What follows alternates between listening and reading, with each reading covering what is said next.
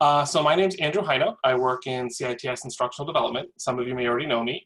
And my colleague Rachel Ravello is also here. She's going to be in the chat, answering everybody as we talk, and also inserting some resources that follow up on some of the things that I'll talk about during the session. So as most of you know, since you've already signed up for it, this is one part of a multi-part workshop that we're doing this month on preparing for fall 2020 and all of the vague sort of indecisiveness that brings, since we don't know any more than you do. So I'll add that sort of as a disclaimer. We're not going to be adding any information because they don't tell us either. We don't know if what the plan is, but we're sort of going with recommending sort of planning for fully online and then working your way backwards based on what the reality is going to be based on whatever administration says. Because it's sort of easier to work backwards from that if you find out you do get some face-to-face time, sort of working the other way like we did in the spring, which I think was tough for a lot of people. So this is session 1, building a base. But I'll mention for anybody who's teaching studio courses, lab courses, or clinical courses, you might consider signing up for part 1.5 or session 1.5. That's going to be on Wednesday morning, where we're going to talk about some specific considerations for folks teaching those types of classes, where it's talking a little bit more about blending and about how to sort of leverage face-to-face and online time most effectively. And then the next week and the week after will be part 2 and part 3 of this session of this workshop. So I encourage you, if you haven't already, sign up for part 2 and part 3 if you're interested. And if any of your friends are interested, like I said, we're recording this, so you can always send this to them and they can get caught up to sign up for 2 or 3 as well. Just because they weren't here for this one doesn't mean they can't join us next time. Okay, so let's get started here. So the first thing we want to do is define the 3 main modes of instruction. So the first is face-to-face / web enhanced. So that is where you teach your, just for an example, like a 3-credit course on ground, on campus. You have a classroom, you teach 2 hours and 40-something minutes a week. And maybe you'll also use some online resources, whether that's My Courses or whether that's Pearson or McGraw-Hill homework assignments. You're still meeting for that full credit hour amount of time on campus. Then we have blended. Blended is when you give up some of that face-to-face time on campus. So for example, maybe every week, instead of meeting Monday, Wednesday, Friday for an hour, you only meet Monday, Wednesday for an hour, and then Friday, isn't done on campus. It's just work that they do online or something you post online. There's really no one definition for blended. There's no sort of one formula for everybody. Generally, they said the sort of idea is that it's 20% or more of your courses online, delivered online, and activities done online. But ultimately, you're taking away some seat time that would have happened face-to-face and conducting some of that online. So that's sort of the blend, is you've removed some face-to-face time from your equation. And then fully online, which we're going to focus more on today, is when the whole class is conducted online. And everybody got a good taste of that, or I guess a taste of that. I don't know if it was a good taste at the end of the spring semester there, where everybody sort of had to scramble to go online.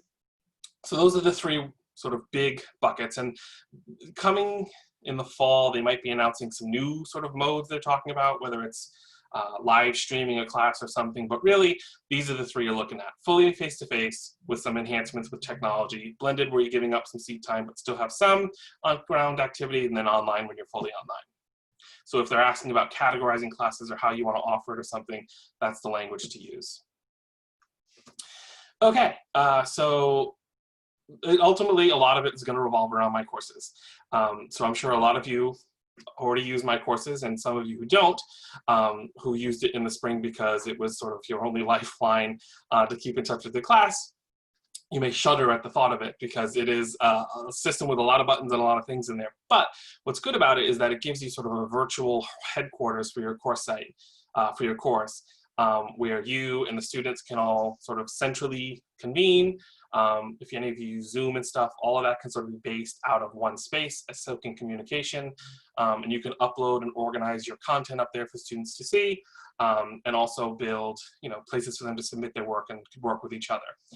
So we're going to sort of talk about a very sort of bare bones way to sort of assemble an online course using what you've already got and then sort of pivoting from there as we go through the different sessions in this workshop. So we're going to start really with basics this week of like, how do I take what I have for a face-to-face course that I've already taught or I'm planning to teach and start to make it, give it an online presence, and sort of start working with what I've already got. That's kind of the theme here, is work with what you've already got and then sort of think about how to adapt from there. So the first thing, we call it unpacking your schedule. So that means in your course site, creating spaces on the menu for whatever the chunks of your schedule are. So some people organize their courses by week, some by unit, topic, chapter, module.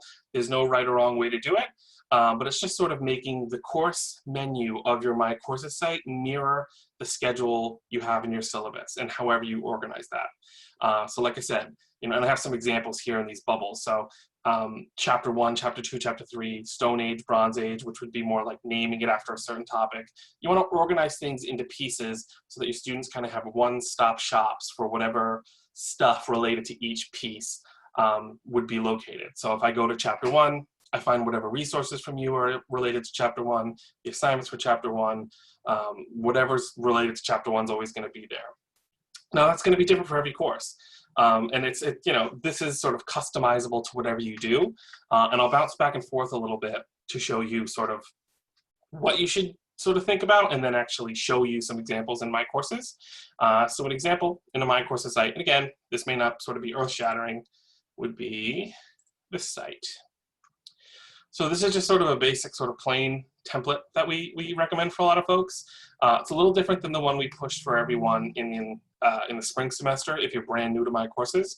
But this is sort of the basic, fully online course, sort of good template to work from. And a big part of that is these week course content areas.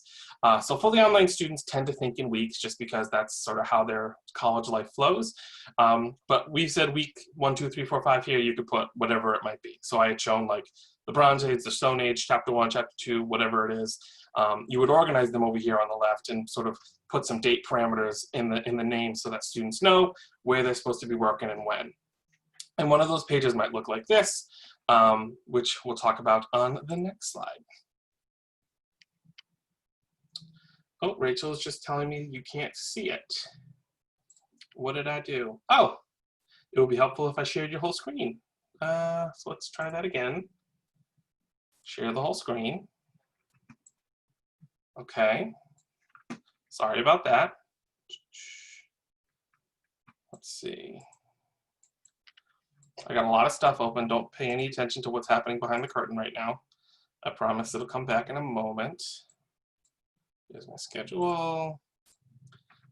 Here's my site. Okay. So somebody let me know in the chat. Can you see now? Sorry about that.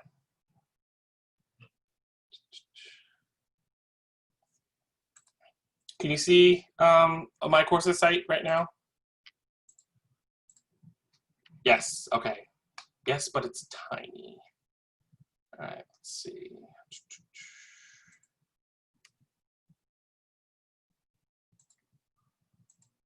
Let's see if I can do something about that.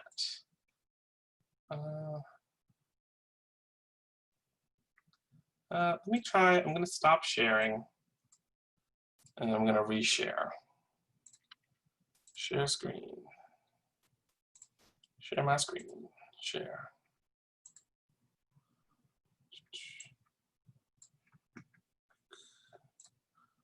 All right, I mean, these are pretty big on my screen, so I'm hearing tiny, but it shouldn't be too tiny. It should be pretty much the size. We see you and the slides. Maybe if I turn off my video. Okay, so I've turned off my video. You should still be able to hear me, but is the slide, you may need to make Zoom bigger on your computer screen, like make it a bigger size so that you can see everything, because I pretty much just have one thing on my screen at a time. All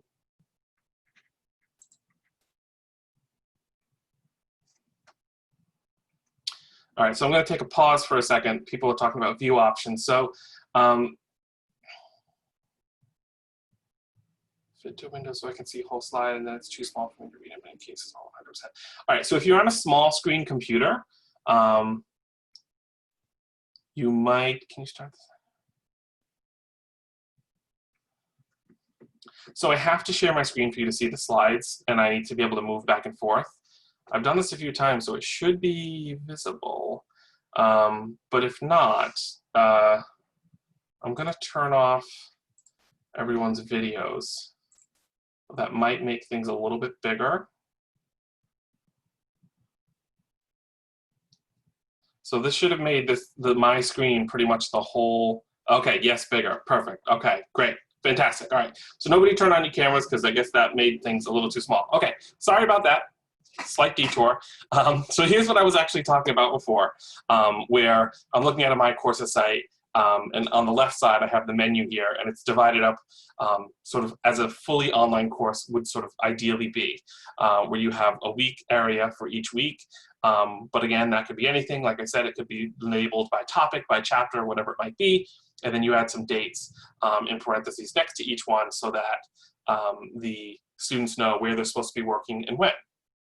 And you can also hide and show these so that they see them when they're supposed to, and you can sort of stay ahead of them on what you're developing. So again, this is sort of the idea of chunking out your course based on whatever is in your syllabus. All right, so now we came back to PowerPoint here. So that's unpacking your schedule and thinking about,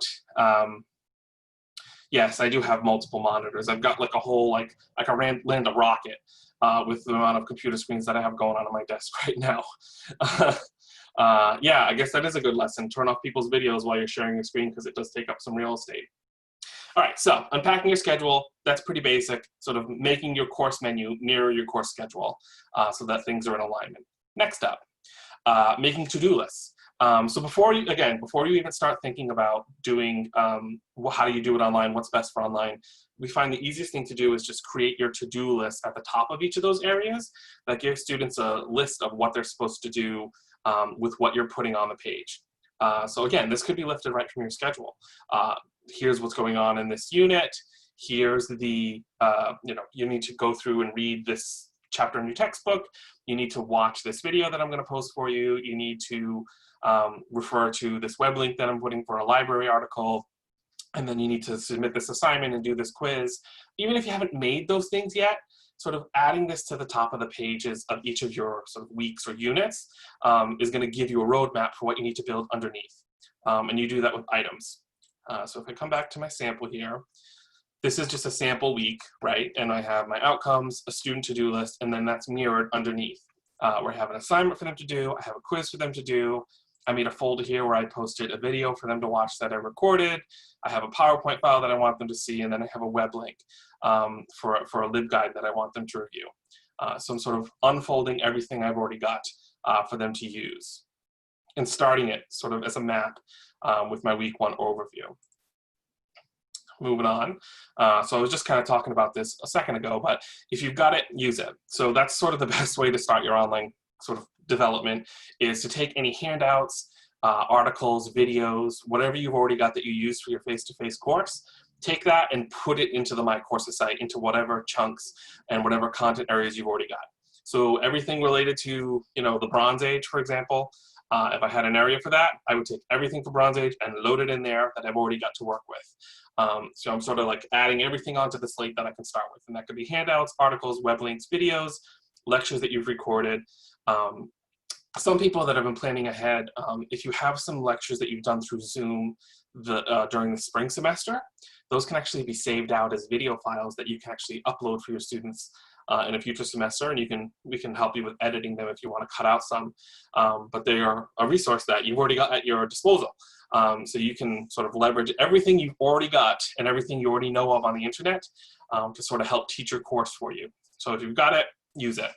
And like I said, like it's shown on this site, I just created a folder in this week 1 area, and you could do the same thing in your course and have materials for whatever they might be. And you don't have to organize them exactly as we do, so I just sort of had one general materials folder, but you could have a folder for handouts if you had a lot of handouts. You could have a folder for if you had a whole bunch of lecture videos to go together. There's no right or wrong way necessarily. Just don't put so much that you overwhelm them. But think about it how you'd organize files on your computer.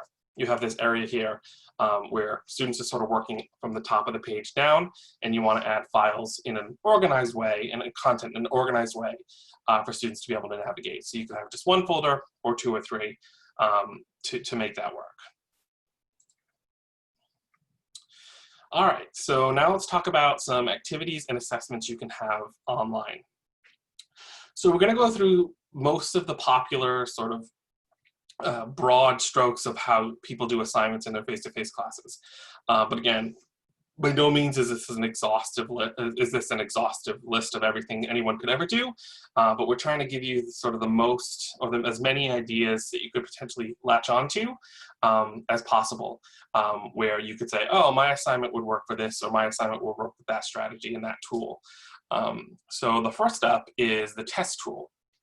So I'm sure a lot of you tried it over the spring, at the end of the spring here, but the test tool allows you to do sort of series of questions to your students where each question has a different point value, and most of the questions can be automatically graded. So your multiple choice, your true or false, your matching, because the answers are all pre-programmed as correct, you can sort of preset that, you know, if they choose this answer, they get the points or not. So it can do a lot of the grading for you on that end. But there's also essay questions where you can have them write something a little bit longer, write in a box, and then you can grade just that question, and the rest of them can be graded. So it's a good, pretty flexible tool for whatever you might want to do. So they can answer those questions sort of all on one screen at a time, or you can say only show them one question at a time, so that they have to take everything sort of shorter and one question at a time, which can also help with sort of the test anxiety of, you know, at the top it shows them how many questions they need to take, or have to get through, but they don't have to sort of see it all on one page, and they're allowed to sort of go one at a time. And it can also help with security to not have everything open on the screen at once. You can also control if, when, or how they review your test. So you could say, after they take my test, they can't see what they just submitted, they can't see what they got right or wrong, don't show them until a later date. For example, after everyone's taken it. Again, that can help cut down on some cheating. So, you know, you're not allowed to review your test until after everyone's taken it. You can set a timer and visibility dates. So, you know, you could say they only have from this date and time to this date and time, and whenever they take it, they only have 60 minutes or whatever it might be. And it's got a nice feature built in for any students who might need an extended time, like time and a half or something. It's pretty easy to just set a custom timer for one particular student who might need it for whatever reason. And you can also just set separate windows for students to take the test. There's always somebody who, you know, something happened and they couldn't do it during that time, or they have to do a makeup. You can just set special, what they call exception dates and exception timers for particular people. And you can also allow for multiple attempts. So if it's like a reading quiz or a pre-quiz or something that's lower stakes, that's really more about them just doing a reading or making sure they know some information, you can let them take a test multiple times. When we introduce the test tool, and when I'm going to show you an example of one, we always sort of encourage people to go outside of just the multiple choice true or false you might be sort of more accustomed to, because you can try some different question types that are still thought-provoking and interesting and engaging, but are automatically graded, but are a little bit different and can make your students think in a little bit of a different way than just multiple choice and true or false. So let's go take a look at a test. All right, so here I have the chapter 27 quiz. I just sort of made this up. But when I come in here as a student, I'm going to take the test, and we're going to get an idea of what it looks like for them with a few different types of questions. So this is just a fill in the blank where you type in, the students type in whatever the answer is. So they say, you type it out where this is the question, the UMass Dartmouth mascot is named Arnie the blank. So the answer is Corsair. So on your end, you can say the correct answer is Corsair. So when the students come in to answer this question, they have to type in Corsair in order to get the points. So they type in Corsair, move to the next question. And I'll mention this is a question with just one blank, but you're not limited to one blank. You could have a paragraph here with 4, 5, 6 blanks where they have to type in a few different words, and you pre-program whatever those words are supposed to be. So they could have to make a few statements correct with this tool.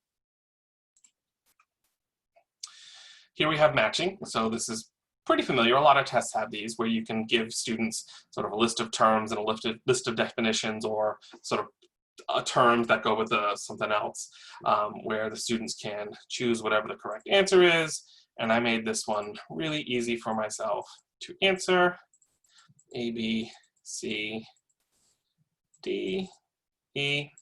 So, very easy, but when you create your own tests, obviously you'll want to scramble these a little bit more.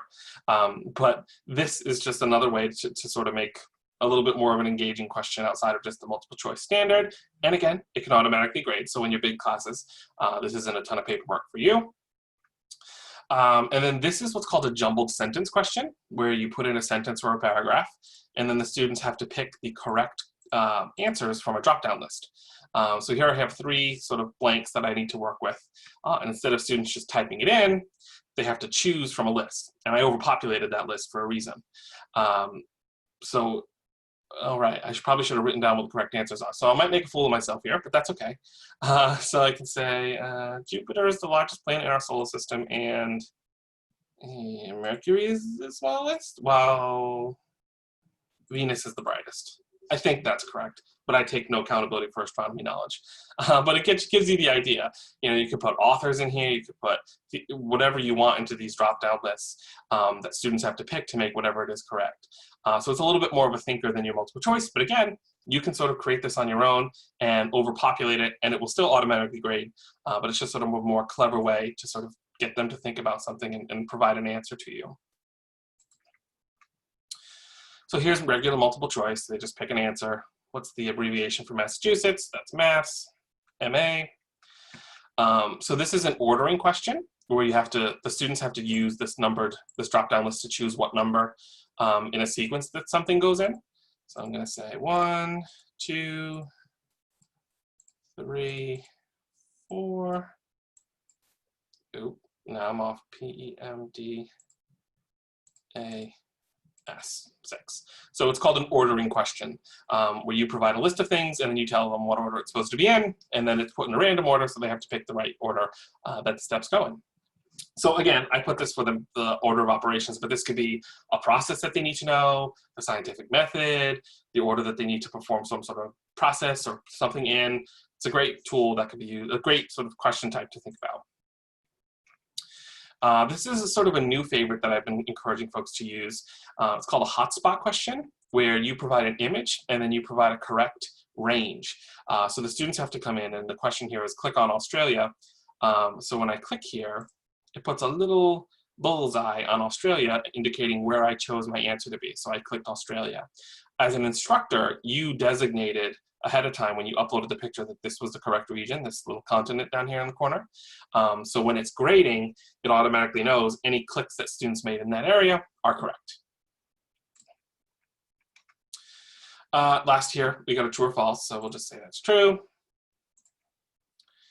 And then the last type of question is just an essay question. So here is my response. So it gives students a big box to type in, and in this box they have bold, underline, and all that kind of stuff. And then you can even provide an attachment with some additional directions if you needed to, where they come in and type something. You wouldn't really have them type like a five-page paper in here. This would probably be more like a paragraph or two, and then they could submit that. And I'll mention too, while they're taking the test, you'll see up here at the top, there's a timer ticking. They can see the questions that they've answered, whether they can jump back to a question by clicking on the number if you allow them to. If you want specific directions to be at the top, you can provide instructions that say that. Otherwise, it just sort of tells them the general rules of the exam. For the most part, we recommend having exams set up where there's a timer, and then it cuts them off after that timer. But if for some reason their connection dies or their computer dies or something, and they need to sort of turn it off and turn it back on, their tests don't automatically submit, but the clock does keep on ticking.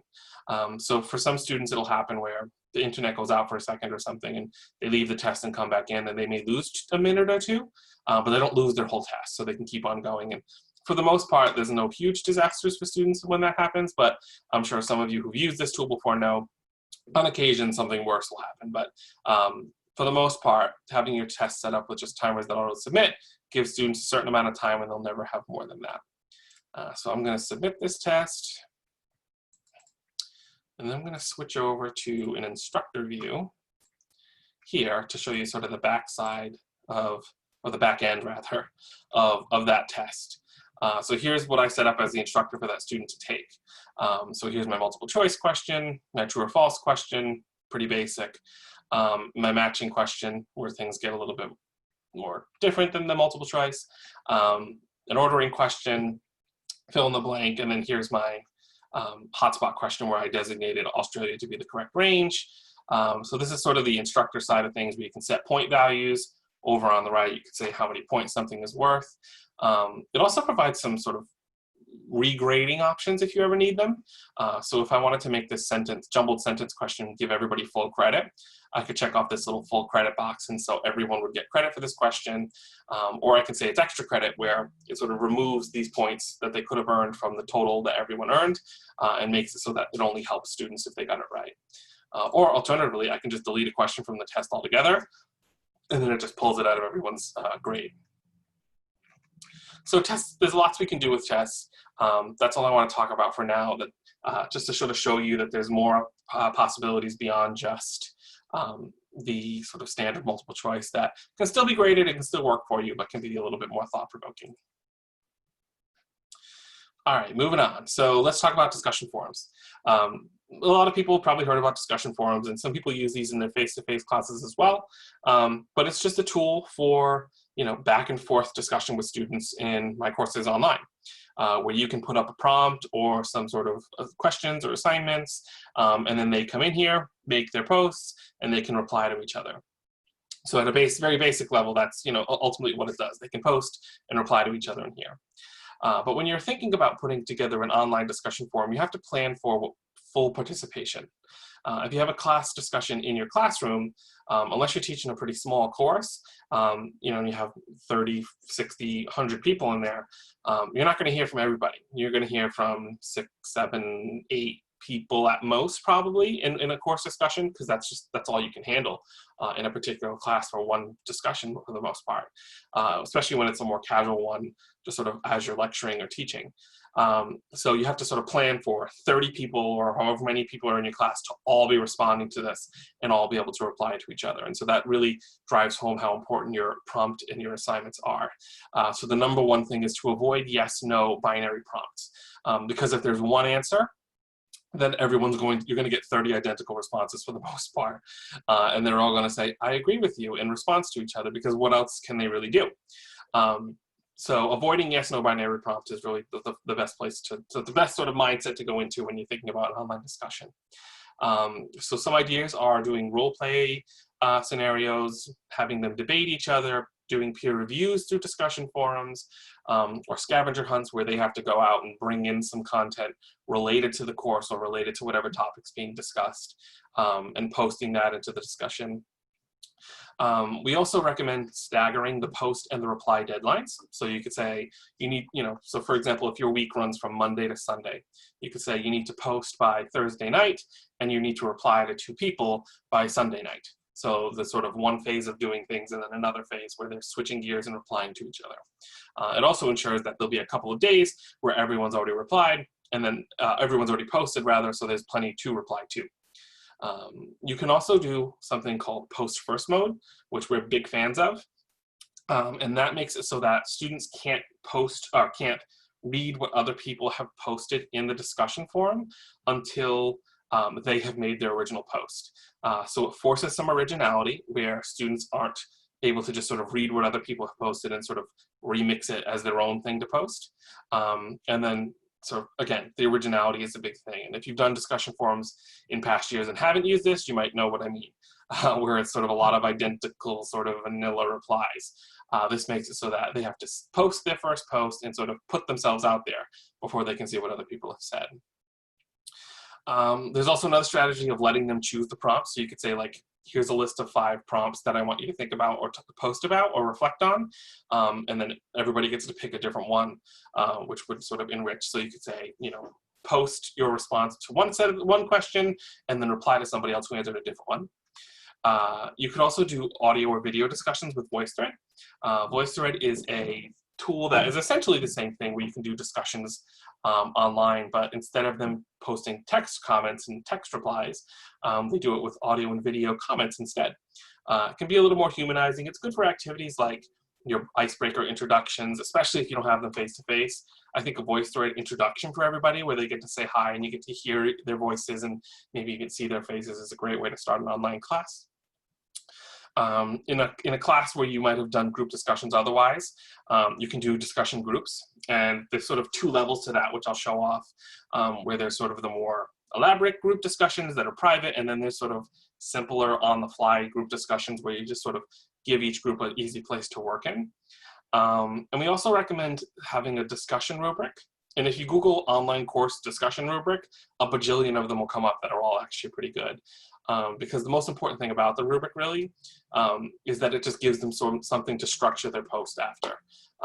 So it says, you know, you can encourage them to say, you know, make sure you've contributed. The same thing with like a writing assignment rubric. You're telling them what the quantity, not just like you need to have at least 500, you know, words. You need to say like what, you know, provided a thoughtful response to the prompt, and when they responded to a peer, they contributed to the discussion. They didn't just agree with them.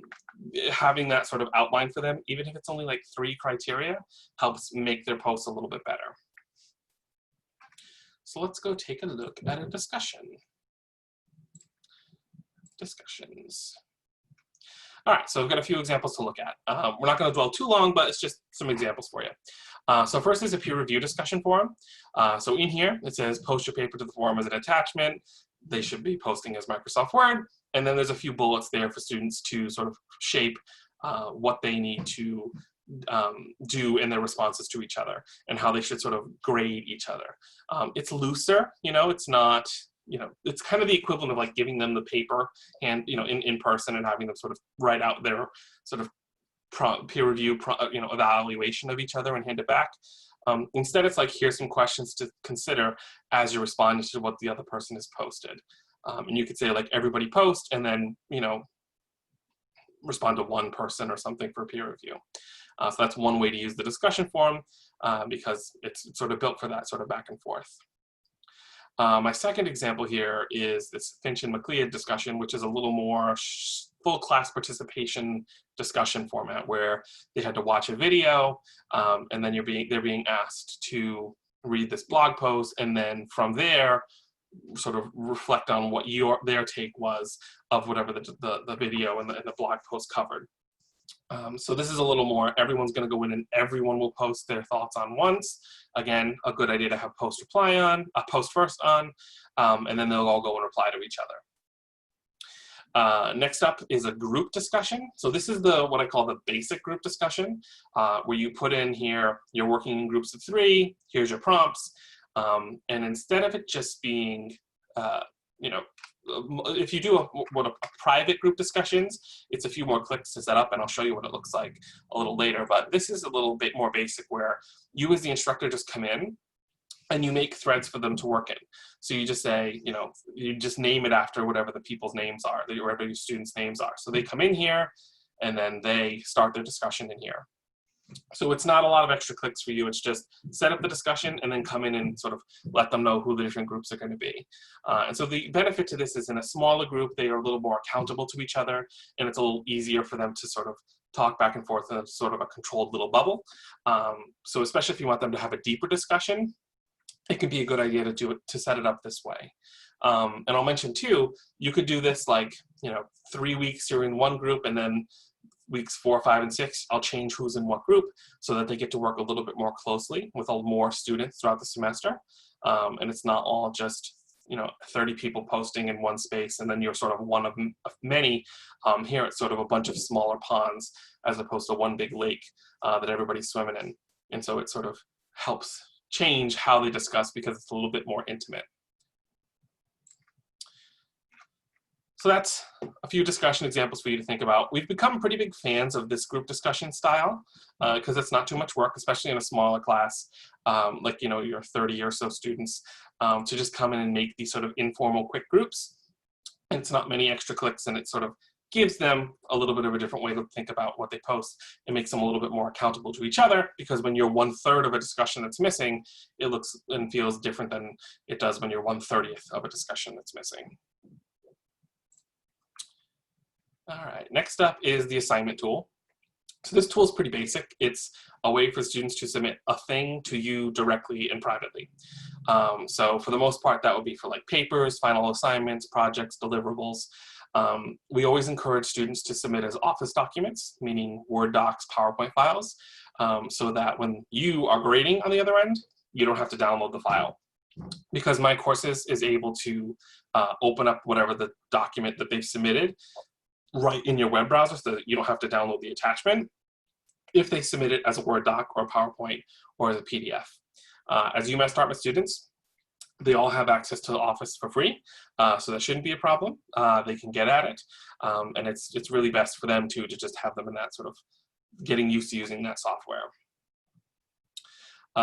We just sort of in general, it's a good idea to offer samples and create a rubric, kind of like I talked about with the discussion, helping them shape their work and grade themselves before they do that. Allow multiple attempts or not. If this is an assignment where there's multiple drafts, you can set up your assignment to allow them to submit multiple times if they need to. And you can grade multiple submissions and give them feedback on multiple submissions, and then maybe just use the final version as like the final draft grade. But it keeps track of all that for you and for the student, so that you and they can go back and look at previous submissions, and that can help inform whatever their future drafts would be. There's also a really cool plagiarism detection feature built into the assignment tool for you as a grader, where it takes whatever the document they submitted was and it scans it against a bunch of internet resources. And it can tell you this line was taken from this website or this paragraph was taken from here. Sometimes it raises some false red flags. Sometimes there's, a similar sentence out there on the internet. But other times when you see 3-4 sentences from Wikipedia, which I'm sure everybody's seen at one point or another, it sort of is an easy way to identify where something came from to start the discussion with the student. It also has a nice group feature attached to it, where students can be put into groups in My Courses. And again, we'll talk about that a little more later. But you can put them into groups, and you can say, this is a group assignment, so you're submitting once on behalf of the group. So if I'm in a group with Rachel and Tracy, only I need to go in and submit on behalf of my group. And then you as the instructor don't get a submission from me, you get a submission from the whole group. And so when you grade us and give us feedback, it goes to everybody in the whole group automatically. You don't have to grade it 3 times. So it's a cool way to sort of have group deliverables be submitted to you. If you do use rubrics for an assignment, I'll also mention, and this is in a few different places in My Courses, when you make a rubric in the system, there's a rubric tool built in. You can actually use it to grade the assignment, where it pops up, and you can actually say where on the rubric table they landed, and it calculates the grade based on that. So let's go take a look.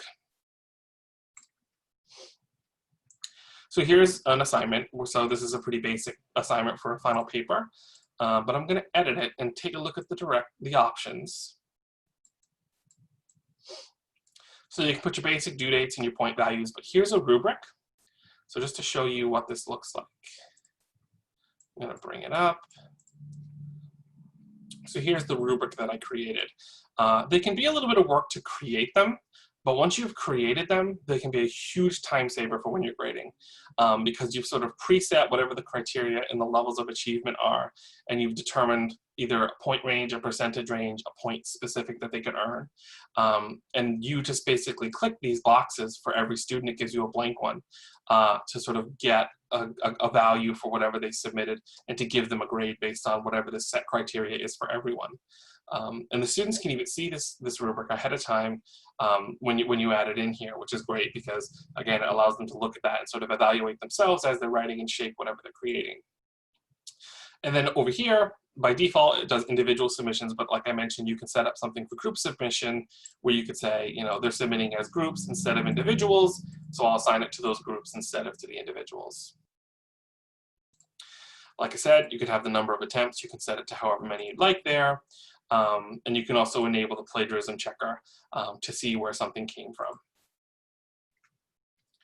All right, so let me cancel here, and then come into here. All right, so where's my submission? Oh no, I don't have one. All right, so let's see. I want to show you an example of that plagiarism report. Okay, so this is what an originality report looks like. So this is just a sample of something that I pulled in so that you can see where it came from. But it shows you here whatever the student's paper was. And this particular one I intentionally set up to sort of be plagiarized, but it tells you the whole thing came from Wikipedia. So you hope they don't do that 100% of the time, but it's telling you this all, if I click on it, came from Wikipedia. And if you click this button, it takes you right to the Wikipedia article that it came from, or to whatever website that the text came from.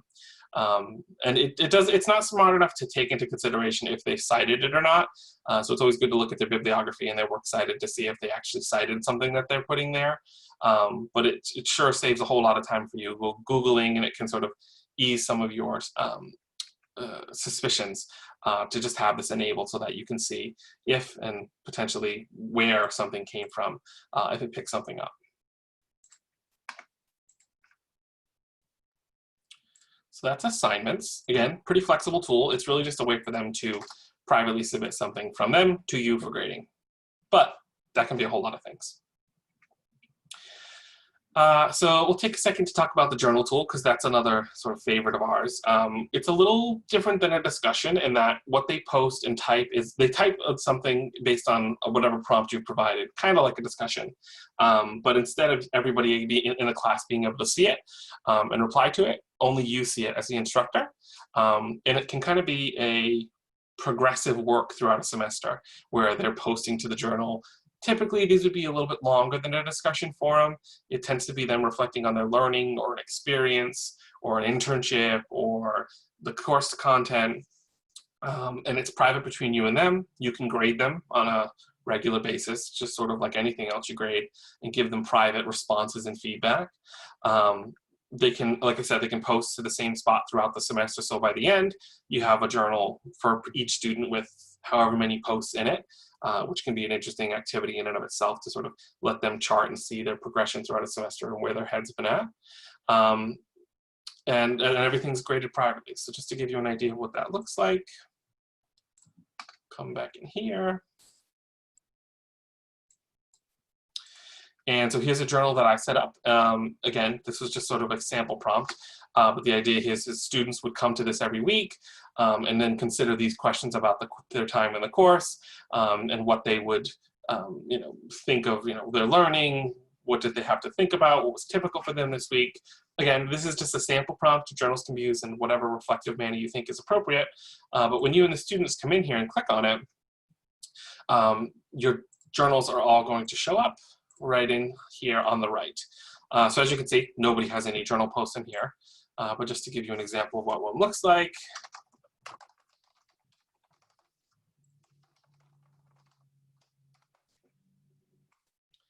I'll post a fake one here, and so this is what it would look like. So if you came in and look at the student's post, it's going to show you their name, whatever the date and time they posted, and you as the instructor can post your private comments back to the person.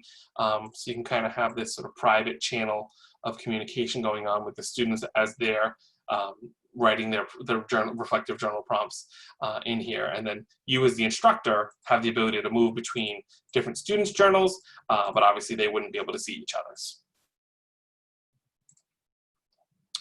All right, next up, the groups tool. So I mentioned a little bit along the way that groups are doable and a thing in my courses and in online courses. So the groups tool is a way to make this happen. So you can give groups basically a My Courses site within your My Courses site, where you're able to give them private discussions. You can connect those group assignments like we talked about a little bit earlier. You can create group sets. So you could have, I need a set of groups for one assignment, I need a different set of groups for another assignment, where if you have a big class or something, it sort of allows you to make, 10 groups in one click as opposed to 10 groups all at once, one at a time. They can be randomized, where you can just say, I'm just going to put you in a random order based on who's in the class, or you can manually choose who goes into what group, or they can choose and let you know, and then you can organize them. They get private spaces for discussions, their own little file storage area per group, and they even get a space where they can meet live online, kind of like with Zoom, but it's a different tool, with each other if they need to. And the best way to really talk about it is to just show it. So let me come back in here and show you what it looks like. So here's what I'm going to call my group discussion. So if I click into this group discussion, it's really just taking me into my discussion group, or group in general. So this sort of group page comes up when students click on their group, and they can go to their group discussion board to see their private group discussions. They can email each other from within here to just their group members. They can look at their file exchange where they can upload files, and then they can use this collaborate link to meet online with each other if they choose to schedule something like that. What's nice is these tools work just like the other tools they encounter in the course work. They're just private to their group. So this discussion works exactly like every other discussion that they're going to see. It's just private to this one group. And it also lists any group assignments that are connected to particular groups. So it kind of becomes a group dashboard. Who's in my group? Here's some private spaces my instructor's given me for my group to work in. And here's a way to communicate sort of among each other. They may use this to varying extents, we found. Some groups that are self-motivated will use the discussion board a lot to talk back and forth to each other. Some will find that, you know, they're better able to communicate with each other through a text chain or something, and then they'll just kind of sort of come in and put the deliverable in here, and they'll use their own tools. But having this space available to them is, I think, important, because it gives them a space in sort of a university facilitated area where we can help them get to work together if they don't decide to use their own communication tools. We found that in fully online courses, they use this more, whereas face-to-face classes where they see each other in person, they tend to use text messages and sort of talk to each other offline wherever they can and wherever they're more comfortable. And then they'll use this as the sort of the last space to submit the deliverable or to post something that is a little more substantive than their sort of back and forth discussions. But again, it's a good space to have for a group, especially if it's a group project that they're going to work on over multiple weeks. It's a good idea to consider creating groups. And on my courses site, you can create groups toward the bottom of the course menu. There's a space for users and groups, and then groups. And then here you can create either one group at a time, a single group, or you can make your group sets that are manual or random enroll, like I mentioned earlier. Okay, and like I said, this is being recorded, and Rachel's has been pasting some directions into the chat, but we're also gonna send out a link not only to this recording, but to a website that we've been putting together that has tutorials that follow up on everything I'm talking about in here. So that as you wanna potentially implement some of these things, there'll be directions and tutorials available to you to sort of try those things out. And then of course, you can always reach out to us, and we're happy to help you through it as well. All right, so that's going to finish up our technology sort of ideas for handling your online delivery and online assessment. So I'm going to give a shout out, as I did in the beginning, to session 1.5, which is going to be Wednesday at 11. And it's going to be talking about blended delivery for studios, clinical courses, and lab courses.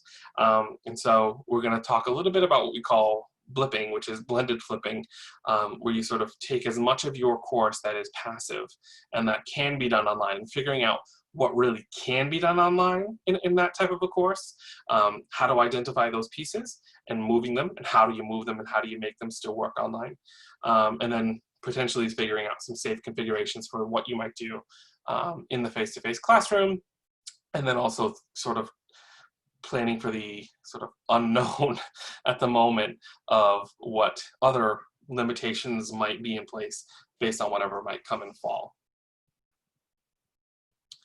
All right, so for anybody who's coming to join us for session 2, we have homework for you.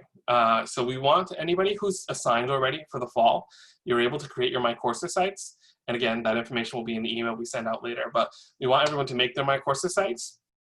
If you haven't already, copy in some content that you've used in previous semesters, or you can import our starter kit. And again, this link will be on the information we send out later. And copy in our starter kit that it actually looks just like this. this, where it's got weeks and it's got some of this other stuff on the menu. So you get your course size started, and then go through and do some of the things that we talked about in this presentation. Unpack your schedule, create some course, upload what you've already got, think about some assignments that you can put onto the website, and then in session 2 next Monday, if you join us, we'll talk about where to go from there and how to pivot potentially to make some things work better for your online students, and how some assessments and some assignments might change or transform to sort of work better for your online students. All right, so we've got 8 minutes left, so feel free in the chat to ask any questions. I'm going to see if I can turn my camera back on. Hi, I'm back. Yeah, so feel free to post any questions. Again, you might scroll through the chat actually and just look. As I've been speaking, Rachel's been posting sort of follow-up tutorials on everything I've talked about. So that your question may already be answered. But again, all that stuff that she posted in there will also be on the website and sent along with the recording as well. All right, great. All right, so it doesn't seem like we have any questions. So I guess we will finish up. We'll hang out here until 12, so feel free to hang with us if you'd like to with any questions. But otherwise, thank you so much for joining us, and we hope to see everybody next week. All right, bye everyone.